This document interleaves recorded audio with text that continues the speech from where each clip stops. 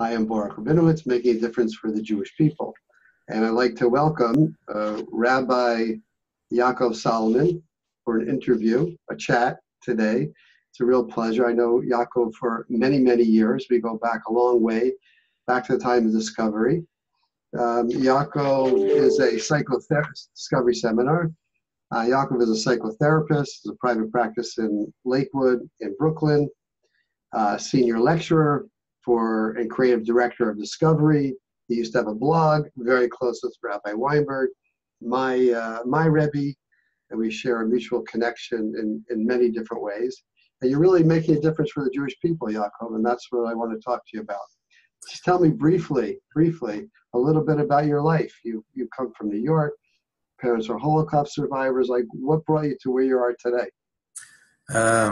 When you say I'm making a difference with the Jewish people, I think that's the ultimate compliment. I don't know if you could say anything nicer to me or to anybody else. I think that's what all of us should be trying to do. So when you say that I'm making a difference to Jewish people, I get a warm, fuzzy feeling. It says, boy, that's music to my ears. That's exactly what I love to hear. Because that's what I'm trying to do, and that's what I think we all should be trying to do. And unfortunately, not enough people are focused in that way. I grew up in Manhattan. My parents were Holocaust survivors. My father was in 5 different labor camps and concentration camps. He was born in Poland.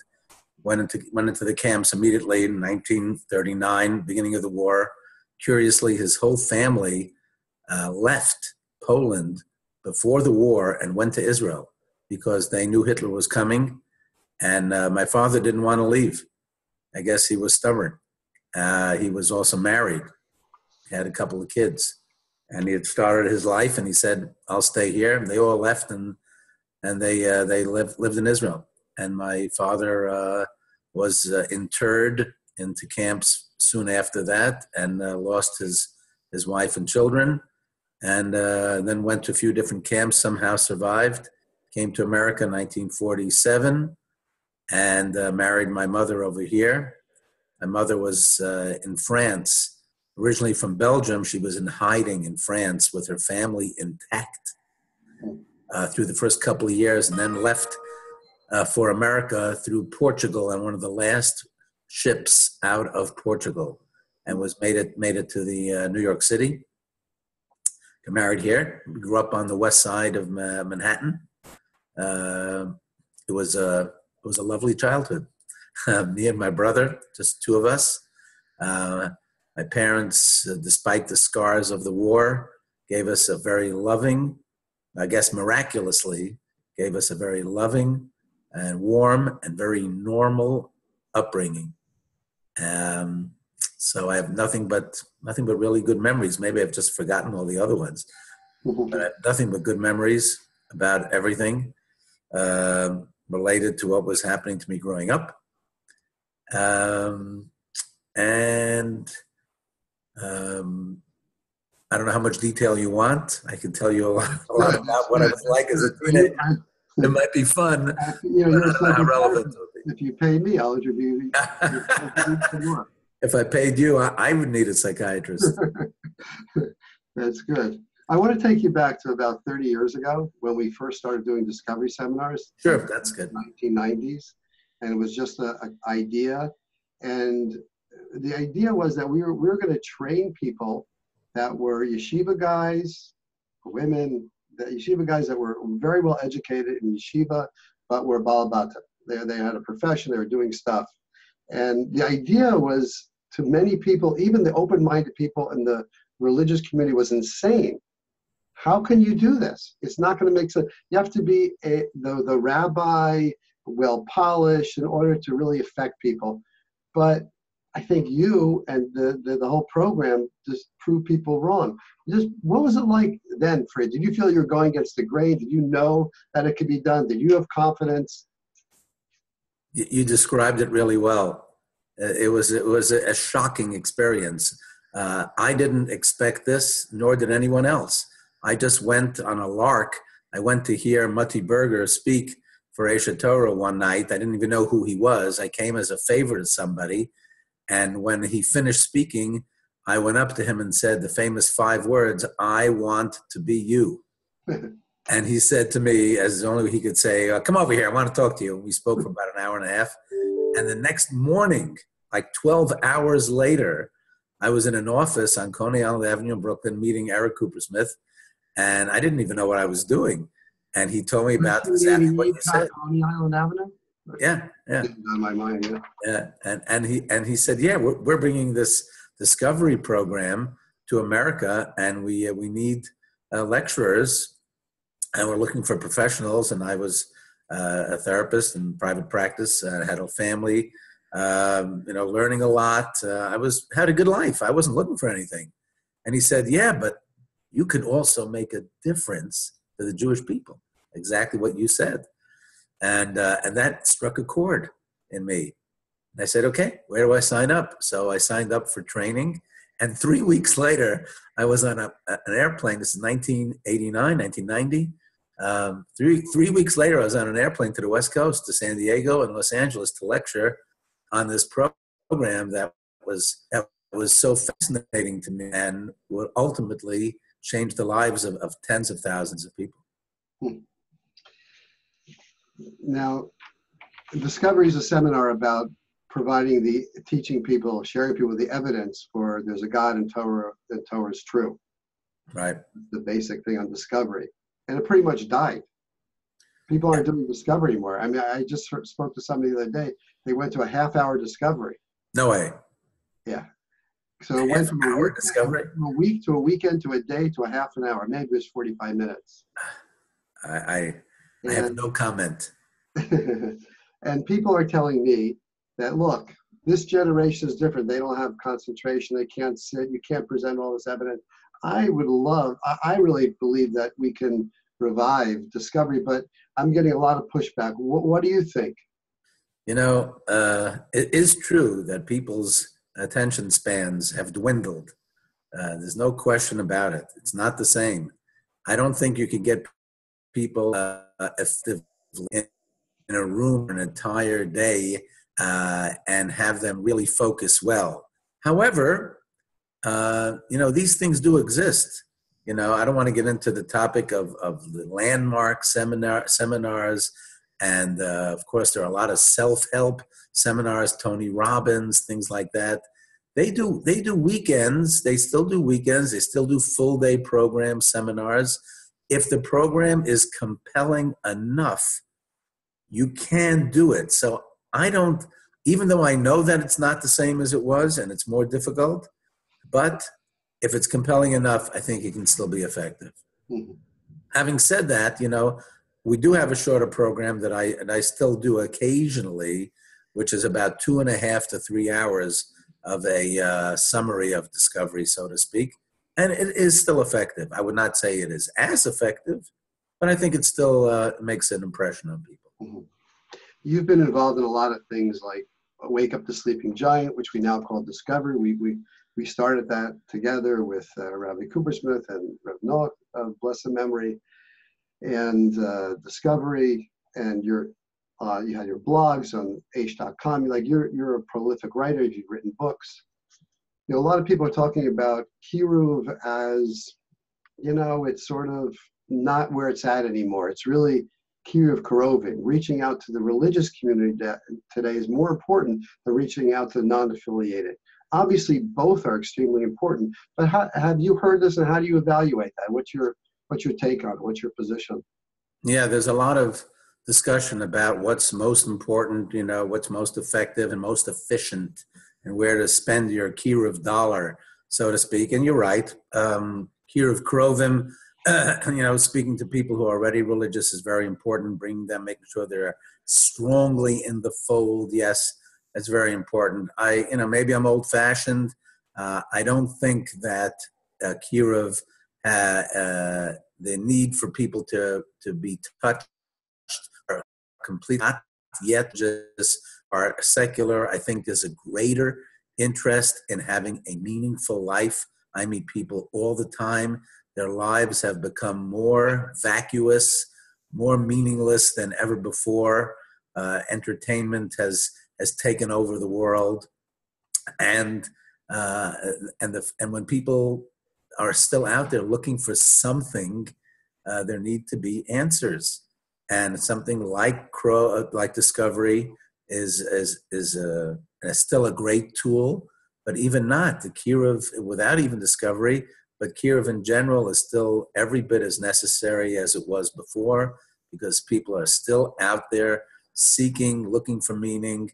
Project Inspire has done a wonderful job, and thanks to you and thanks to Rab Noach's vision, to be able to understand that we have to use that army of religious people to be able to reach out, because we can't do it ourselves. I remember Rab Noach telling me all the time, he used to say to me, Yaakov, he said, Discovery is a failure. You know that, right? So I looked at him, I said, Rab Noach, we did 300 programs last year. We affected thousands of people. We did surveys. People are becoming religious. How could you say it's a failure? I was so upset with him. And he looked at me with that look that only, exactly that look. And he got real close to me and whispered, and he says, yeah, we're winning the battle, but we're losing the war. Don't you get it? He says, it's great that we're doing all this wonderful work and people are getting closer to Judaism, etc. But we're talking about millions. How are we going to reach millions of people? And that's when he said, wake up the sleeping giant. And the sleeping giant are people who have already found the faith, and people who are religiously oriented and should be used to spread the gospel, spread the word. Mm-hmm. So that's been a great success, and many thousands of people have found their heritage because of some religious Jew that just reached out. There's no substitute for that. That's still the most important thing to do. Now you talk about Rev Noach, blessed memory, and how he really wanted to get the job done. And until the job was not complete until the job is done. He used to push all of us to get that vision. I remember a few weeks before he passed away. I think I told you this story. It was a few weeks before he passed away. He wasn't well. And I went to his apartment in Israel, and he was sitting in front of a computer. They were playing him some kind of National Geographic, just to distract him from the pain that he was in. And I said, Rev Noach, did you see Yaakov Solomon's blog on Pope Benedict I think 16, that the excommunication was lifted from 4 bishops, and this guy was a Holocaust survivor. This guy was a Holocaust denier. And he was reinstated. I said, and Yaakov's parents are Holocaust survivors. He has this blog. I go, let me see it. So I showed him the blog, and he was like pounding on the desk. Excuse me. Damn it, we got to get this out. If we're not going to fight this, we're finished. And I'm thinking to myself, oh no, now we're fighting the Pope? Get Eric on the phone. Get Nehemiah on the phone. And I called him up, and Rav Noach gets on the phone. Nehemiah, I want 30,000 people to see this blog. Get it out there. All right. Yes, Rosh Yeshiva. Yes, Rosh Yeshiva. I remember. That fire of when there was a cause of something, you just can't stand by. Boy, he lived it. He lived it. He lived it and breathed it, and he gave over that legacy to us. And we don't live it like he lived it, unfortunately. And there's nobody else, he can't be replaced. But that message is still resounding. Yep. Tell me, we're trying to make a difference for the Jewish people. People are watching this and they're thinking, how can I really make a difference? As a person involved in making a difference, as a psychotherapist, all your talents, what advice would you give to people who are looking to make a difference? How would you advise them to go about doing it? Well, I think that everybody has their own unique talent. There are some people who are good in public and some people who are not. Some people who are good one-to-one. There are some people who can write, and there are some people who can bake challah. And everybody, and God made us each with our unique qualities. And you have to ask yourself, what am I really good at? Because the answer to that question will lead you in a direction of, I'll be able to use that talent, that particular talent, I'll be able to use for the Jewish people. So first of all, you have to ask yourself who you are and what you're good at. And the second thing you need to ask yourself is, does it really excite me? Is what I'm going to do, what I'm good at, is it something that I really enjoy? Because it's something, but you don't really enjoy it. It can happen. People don't realize that. But it has to be something that, number one, you're good at. Number two, you really enjoy. And number three, it has to be something that's a little bit difficult. And I get a lot of that from Reb Noach, because he used to scream about that all the time. No pain, no gain. And you've got to be able to put in effort in order to get somewhere. And if not, then it's, as he used to say always time, that's just comfort. And comfort is not where it's at. And unfortunately, we're not even pleasure seekers today. We are comfort seekers. And that's the biggest problem we have. So just to be a comfort seeker, that won't work. So if you're good at something, but it's just, easy for you, that's probably not the idea. So 3-step program. Number one, ask yourself what you're good at. Number two, ask yourself if you really enjoy it. And number three, find out if it's really difficult. If it is, that's a plus. If it's difficult, if you're good at it, and if it's something that you really enjoy doing, that will lead you in the direction of what I can do to help the Jewish people. Thank you. What do you think about reacting to another way of looking at it by saying what needs to be done? Because when a person sees that something needs to be done, you hear these stories all the time. I saw a cause, I saw something that needed to be done. It wasn't my forte. I wasn't a good educator, fundraiser, but I just had to do it because I knew I had to become the person to get the job done. And I grew so much from that. That's very uncomfortable. Yeah. They got to be careful with that. I think it can work. But it's really got to speak to you. Right. That cause that you look at, it's really got to speak to you. It might be saving the whales, but it's really got to talk to you. If it's just like, that's it's a terrible thing, but you have no idea what you're doing and you have no interest in it at all, and it's only because it's a desperation, I don't think that's going to be enough, frankly. What do you think are the main issues that we need to be focused on now for the Jewish people? Well, I don't think it has changed in the past 30, 40 years. Assimilation into marriage is still rampant. Sometimes I go to cities, I travel a lot and speak, and I find that the intermarriage rate in some big cities, even in America, could be as high as 70 or 80%. It's just shocking. So, that's still number one on the list. And number two is getting people to understand that we're here for a purpose.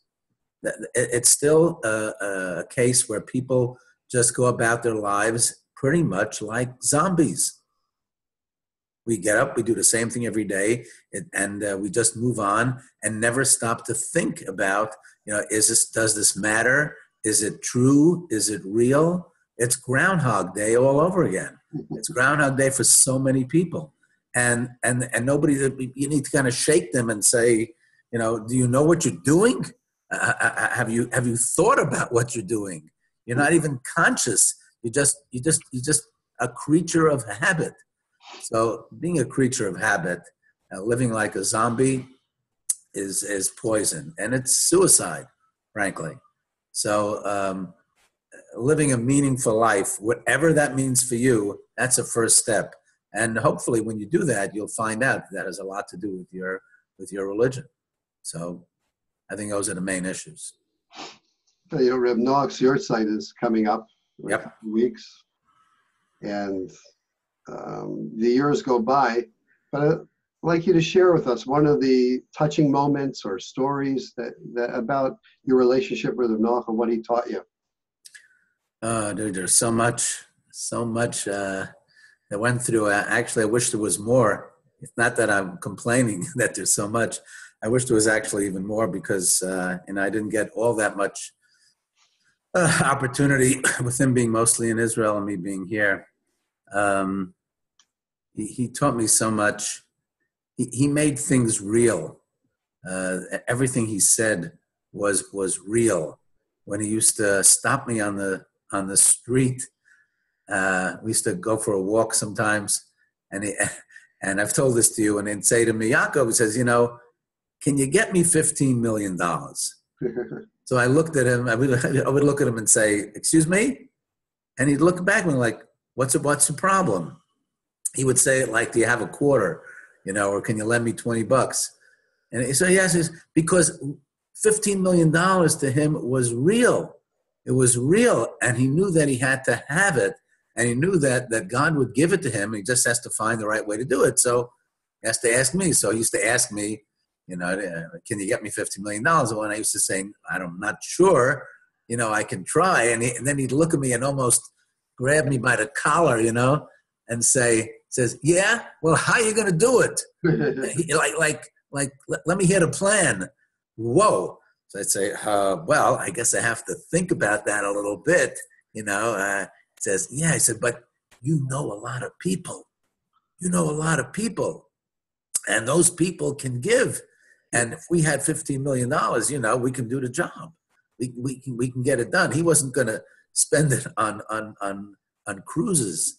You know how he lived. He lived like a pauper. It was nothing for himself. The man was. Yeah. Have you ever met a man without ego? Just without. You know what I'm talking about. There was no self. It was only the Jewish people. That's the only reason he existed. It's unbelievable even to think about it. There's no ego at all. So I think the way he reacted and that everything was real to him. Saving the Jewish people was real. It was not pie in the sky. It was not some crazy fantasy that you just kind of dream about. No, he was going to get down and dirty. He's going to get into the muck and do whatever it takes. And he'll call me up and say, "Where's those millions of dollars that I need from you? Let's go." And he meant it. And you couldn't be upset with him because he was so real and so sincere. And he knew he wasn't asking for anything except for what was real. And that's what the key was to his success. So I think every interaction with him, I just walked away shaking my head and saying, this is like the most sincere, authentic, real person I've ever met in my life. Thank you, Yaakov. You're very welcome. When I came up with this idea of doing interviews, and somebody said, you should really do it. I asked them, what are people looking for? Yeah.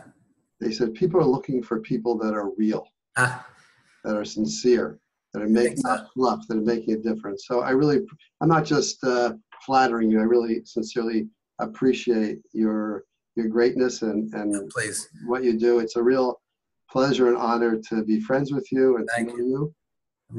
I'm going to give you the ultimate compliment. That's how we started. You're making a difference for the Jewish people, and you are a real Talmud. You're a real student of one of the greatest men of this last generation, and he's very, very, very proud of you, and so am I. Thank you. Tell me, if somebody wants to know more about you or your works, online articles, where can they go? I guess Yaakov Solomon, you Google my name, probably the best way to find things. I still do a weekly column for the Flatbush Jewish Journal. It's called Out of the Box. I've been doing that for about 5 years. So I do that every week. You see me in writing every week, so you can look for the Flatbush Jewish Journal and the column Out of the Box every week. It's just kind of a little written blog about thoughts about life and musings about some timely issues that are going on. And you can get my books from ArtScroll, and you can Google my name and have fun. Thank you. Okay. Very much. I'm Baruch Rabinowitz. Check out my website, baruchrabinowitz.com. Thanks. Bye. Okay,